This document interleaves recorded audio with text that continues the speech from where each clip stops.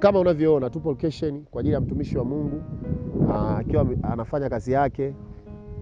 Nyimbo nzuri kabisa, amegharamia. Unaona? Kwa angalia hata mazingira yenyewe tuliopo.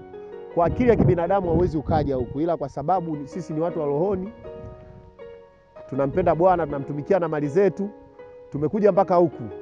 Mazingira ndo kama haya hapa. Tunatafuta kitu bora. Mtazamaji, hamna kitu kinachokupatikana kirahisi. Hakuna kitu kinachokuja kirahisi. Usimuone aliyetoboa ukajua ni rahisi. Hapana. Angalia watumishi wa Bwana, maji wanakoyatoa kwa ajili tu yote location, kwa ajili ya location. Masuala ya location.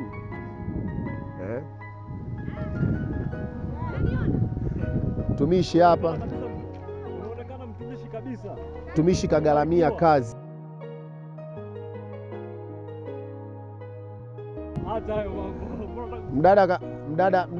Mdada wa Yesu amegharamia kazi. Niko na mtumishi wa Bwana kama unavyomuona hapa, amepoa, amegharamia kazi yake. Wewe unayesema kazi ya Mungu haina gharama, oya unafeli sana mwanangu. Mtumishi wa Mungu, Bwana asifiwe. Amina. Bali ya uzima.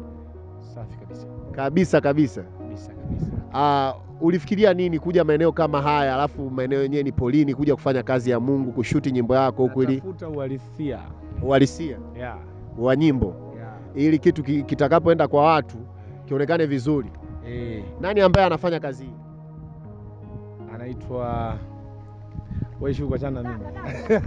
Oya, huyu ni Narafa tu. Hamna mtu mwingine ambaye anaweza akafanya kazi hii akajitoa kutoka mjini kuja huku. Huku ni mbali jamani. Huku tumesafiri.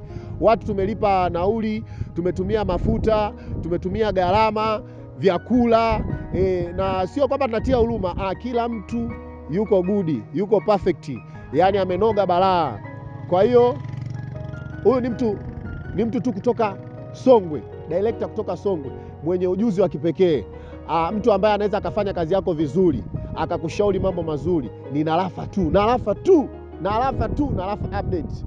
Fuatilia kwenye mitandao ya kijamii, WhatsApp, TikTok, Instagram, Twitter. Yupo, anapatikana. Oya, shut up. Move club.